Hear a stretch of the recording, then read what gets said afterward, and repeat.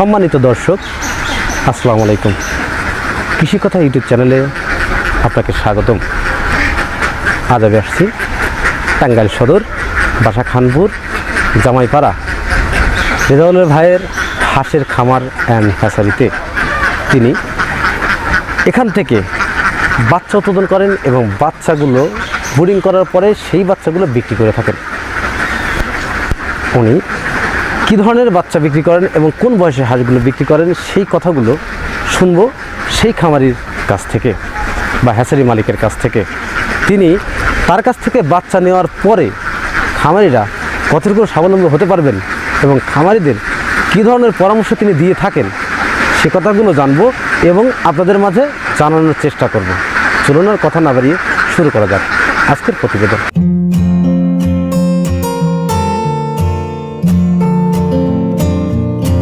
আসসালামু আলাইকুম ভাই। ওয়ালাইকুম আসসালাম। ভালো আছেন ভাই? মাশাআল্লাহ ভালো। আপনার নাম কি ভাই? আমার নাম মোহাম্মদ রেজাউল করি। রেজাউল করি। আপনার গ্রামের বাড়িটা কোথায়? আমার গ্রামের বাড়ি বাসা খানপুর জামাইপাড়া। এই যে হাঁস পালন করা বা হ্যাচারির সাথে আপনি কতদিন সম্পৃক্ত আছেন? আমি এখানে 2 বছরের উপরে সম্পৃক্ত আছি। আপনি এখানে এখন কতগুলো হাঁস ডিম দিচ্ছে? আমার এখানে ডিম দিচ্ছে ওই তো আপনি মনে করেন 1000 হাঁসের।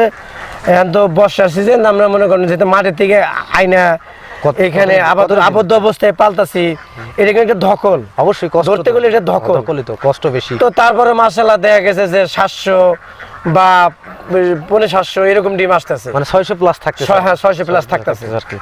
আপনি কি মনে করেন এখানে যদি আবদ্ধ অবস্থায় না রাখেন, বিলিয়ে রাখেন, সেক্ষেত্রে কি ডিমে কি আরো প্রোডাকশন? হ্যাঁ, ডিমের প্রোডাকশন বাড়ে বা ডিমের সাইজটা গুণগত মানটা বড় হয়। তারপরে 1000 বললাম, 1000 হাঁসি তো মনে করেন মাইগে না, কিছু আছে মর্দা হাঁস আছে। এই মর্দা হাঁসগুলো তো ডিম দিব না। অবশ্যই এটা তাহলে ওটা তো হিসেবে দন যাবে না। আমার মনে করেন 1000 এর ভিতরে আপনি 150 বাদ দিয়ে ওই আপনি 800 850 ধরতে হবে। এখানে পুরুষ কতগুলো আছে আপনার? পুরুষ আছে এখানে মনে করেন যেন 10টা, একটা দিয়ে রাখি। আমরা একটু যেতে হ্যাচারি করি, আমরা আবার একটু বেশি দিয়ে থাকি, যেমন শতকরা 2টা বেশি দিয়ে থাকি। মানে 12 টাকা দেওয়া আছে? হ্যাঁ 12 টাকা দেওয়া আছে। আচ্ছা, এই যে 12 টাকা পুরুষ দিচ্ছেন, আপনি কি কারণে পুরুষ দিচ্ছেন? হ্যাঁ, এর তো একটা খরচ আছে কিন্তু ভাই। হ্যাঁ, একটা খরচ আছে, আবার এই দিকে খরচ আছে, আবার আরেক দিকে লাভও আছে। যেমন লাভটা কোন দিকে? হ্যাঁ, লাভটা হলো আপনার যদি এখানে 2টা পুরুষ বেশি থাকে, তাহলে আমি যে ডিমের থেকে বাচ্চাটা তৈরি করি ওটা রেজাল্টটা ভালো আসে, মানে বুরুনটা ভালো আসে। দেখা যাবো যে আপনার 100 ডিমের ভিতরে আপনার 97টা ডিমই মনে করেন যে বাচ্চা ফুটবে। তাহলে আমার ওই দিকে আমার লাভ হইলো, যেহেতু আমরা হ্যাচারি করি। আর যারা হ্যাচারি না করে তারা মনে করেন প্যারেস কম দিলে আপনার ওই যে মর্দা হাঁসটা কম দিলেও চলে, কম দিলেও চলে, কিন্তু আমাকে তো তা চলে না। আমাকে একটা ডিম মনে করেন যে অনেক টাকা বিক্রি হয়। ঠিক আছে, বুঝতে পারছি। এখন এই যে হাঁসের পুরুষ দেন, সেক্ষেত্রে কোনো খামারে যদি হাঁসের মধ্যে পুরুষ দিয়ে থাকেন, সেক্ষেত্রে কি ওই ডিমটা ওই আউটডোরের সাইড থেকেই বা অন্য খামারের সাথে ডিমের মানটা বা ডিমের দামটা বেশি থাকে? হ্যাঁ, তা অবশ্যই থাকবে। আপনার মনে করেন যে একটা খামারে 1000 হাঁসের ভিতরে যদি আপনার 100 বা 150 হাঁসা থাকে, ওটার তো খরচ অবশ্যই বেশি। আর আমরা ডিমটা নেই ওইভাবে খরচ ধরে, যে মার্কেটে যদি একটা ডিমের প্রাইস 9 টাকা থাকে, আমরা 10.5 টাকা দিই, 1.5 টাকা বেশি দেই। কিসের জন্য? শুধু ওই যে হাঁসার জন্য। ওই হাঁসার খাবারটা কিন্তু আমরাও দেই। এর মধ্যে একটা লাভবান কি, একটা খামারে যদি ডিম বিক্রি করে দেখা যায় যে তার কোনো টেনশন করার লাগে না। 4 দিন পর ইচ্ছা করলে সেই ডিমগুলো আপনি আমারে দিতে পারেন। ওই ডিমগুলো আমরা প্রোডাকশনে হ্যাচিংয়ে বসাই দেই, প্রোডাকশন করার জন্য, ডিম থেকে বাচ্চা উৎপাদন করার জন্য। হ্যাঁ।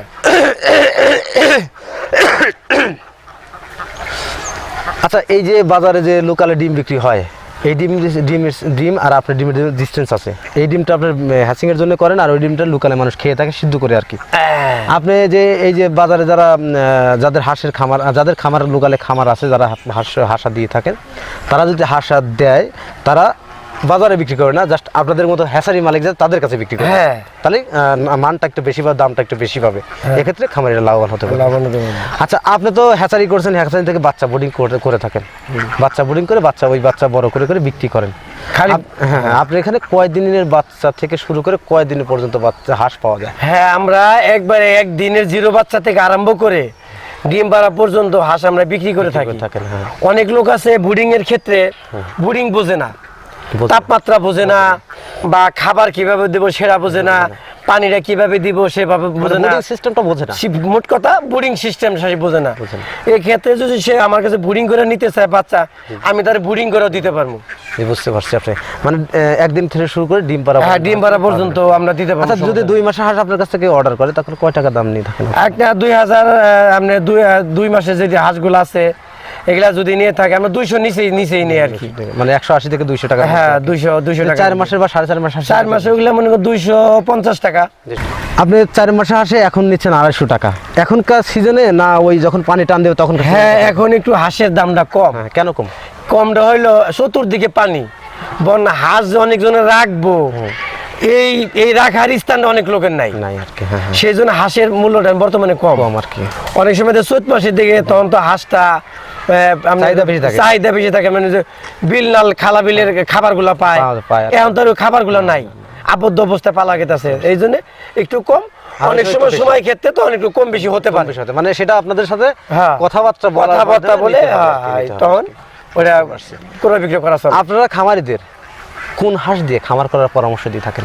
আমরা খামারির পরামর্শ দেই খাকি ক্যাম্পেল জাতের হাঁস দেয় করা হলে সবচেয়ে বেটার। এই হাঁসটা অনেক ভালো উন্নত জাতের একটা হাঁস। আপনার এখানে তো 12 মাসই হাঁস পাওয়া যায়। হ্যাঁ, আমার এখানে 12 মাসই পাওয়া যায়। আপনি তো হ্যাচিংও 12 মাসই করে থাকেন, হ্যাঁ, সেখান থেকে বাচ্চা উৎপাদন করেন। তো আপনি এই যে হাঁসগুলো যে দিলেন, এই হাঁসগুলো যখন 4 মাসে হাঁসগুলো দেন, এর যে টিকা বা ভ্যাকসিন বলা হয়, ভ্যাকসিনগুলো করা থাকে, ভ্যাকসিনগুলো কমপ্লিট করা থাকে? হ্যাঁ, আমরা ভ্যাকসিন যদি দিয়ে থাকি সেটা বলি যে ভ্যাকসিন করা আছে, আর না দিয়ে তাহলে সেটা আপনি বইলা দিয়ে যে ভাই ভ্যাকসিনটা করে নিন, ভ্যাকসিনটা দেওয়া নাই। বুঝতে পারছি। আপনারা কয়টা ভ্যাকসিন দিয়ে থাকেন? আমরা ভ্যাকসিন দিয়ে হলো 4টা। আপনারা 4টে ভ্যাকসিন করে থাকেন, ডাক প্লে, ডাক কলেরা, বুস্টার ডোজ এবং ডাক কলেরা বুস্টার ডোজ করে থাকেন। আপনারা যেসব খামারিরা খামার করবেন তারা যদি এই হাঁসের পালন করে এই কথাগুলো বলে দেন যে ভাই বুস্টার ডোজ করা আছে বা ডাক প্লে ভ্যাকসিন করা আছে, কোনো সমস্যা নাই। তারপরে ওই খামারের কাছে যাওয়ার পরে কয়েকদিন পর আবার ভ্যাকসিন করতে হয় ডাক কলেরা? হ্যাঁ, এটা আপনি 3 মাস থেকে 4 মাসের মধ্যে সে ভ্যাকসিন করলে স্বাস্থ্য সুস্থ সবল থাকে, ভালো থাকে, রোগ জীবন হওয়ার চিন্তা ভাবনা যদি পরিবেশটা ভালো থাকে। আর আরেকটা বিষয় আছে, আপনি হাঁসের ভ্যাকসিন দিলেন, সবকিছু করে ওষুধ খাওয়ালেন, কিন্তু আপনার পরিবেশটা ভালো নাই, ঘরের ভিতরে গ্যাস, আপনার কোনো ওষুধে কাজ করবে না। পরিবেশটাকে ভালো করতে হবে, তারপরে হলো মেডিসিন। আবদ্ধ অবস্থা হাঁস পালন করলে মানুষের তো পরামর্শ করে থাকে বা বিভিন্ন পরামর্শ আপনারা নিয়ে থাকেন। হ্যাঁ, এই আবদ্ধ অবস্থা হাঁস পালন করলে যে বিলে একটা পানি থাকে, সেক্ষেত্রে আবদ্ধ অবস্থায় যে নর্দমা থাকে, আসলে নর্দমার মধ্যে পানির ভিতরে যদি হাঁস রাখা হয় সেক্ষেত্রে হাঁসের কি সমস্যা হতে পারে, বা ঘোলা পানি, নষ্ট পানিতে যদি রাখা হয়? হ্যাঁ, গোলা পানিতে রাখলে আপনার অবশ্যই হাঁসের সমস্যা হয়। যেমন গরম পানিতে যদি কেউ হাঁস রাখে, তাহলে হাঁস গরম পানিতে ওই যে গুলুগুলু করলেই তখন তার ঠান্ডা লাগে। হাঁস কিন্তু ঠান্ডা লাগে না, গরমে কিন্তু ঠান্ডা লাগে। গরম ঠান্ডা যেটা বলে, হ্যাঁ, গরম ঠান্ডা যেটাকে বলে এটা হয়। আবার বেশি মানে খাবার খারাপ খাইলে টক্সিন একটা রোগ হয়, টক্সিন মানে অ্যাসিড তৈরি হয়। এক্স্যাক্টলি, ওই অ্যাসিড যে টক্সিন ওইটা হয়, হইলে হাড় জিমা চুন পড়ায়, আপনি চুনের দিকে খাওয়া দাওয়া করে না, এই ধরনের রোগগুলো হয়। এগুলা থেকে বসে থাকে। হ্যাঁ, এগুলা থেকে খুব বিরত ভাবে হাঁসকে রাখতে হবে। হাঁসও তো বোবা জনার তো কিছু বোঝে না, বলতেও তো যা দিবেন তাই খাবে আর কি। আচ্ছা, এই কারণে যদি কোনো সমস্যা হয়ে থাকে সেক্ষেত্রে আপনারা মানে কি পরামর্শ দেন যে এর থেকে বাঁচার জন্য আর কি? হ্যাঁ, এগুলা বাঁচার জন্য আমরা অবশ্যই, আমাকে যেহেতু আমরা প্রফেশনালি, যেহেতু আমরা জানি যে কোন রোগের কোন ওষুধ, আমরা ওগুলো ওষুধ তার বইলা দিই। বা আমার এখান থেকে যে হাঁস নিব সেজন্য তার বলবো তা না, যে কেউ যদি আমার কাছে সাজেশন চায়, আমার যতটুকু জানা আছে, শিক্ষার তো শেষ নাই, আমার যতটুকু শিক্ষা আছে তার আমি তারে ওটা দিয়ে থাকি, আমরা ট্রিটমেন্ট দিয়ে থাকি। আপনার এখানে বড় হাঁস, ছোট হাঁস, একদিনকার বাচ্চা, 2 মাস, 4 মাস, 6 মাস সব যে ডিম পাড়া হাঁসগুলো বিক্রি করে থাকেন, এটা আপনার হ্যাচারি থেকে উৎপাদিত বাচ্চা না হাঁস কিনা? না, এটা আমার হ্যাচারির উৎপাদিত বাচ্চা।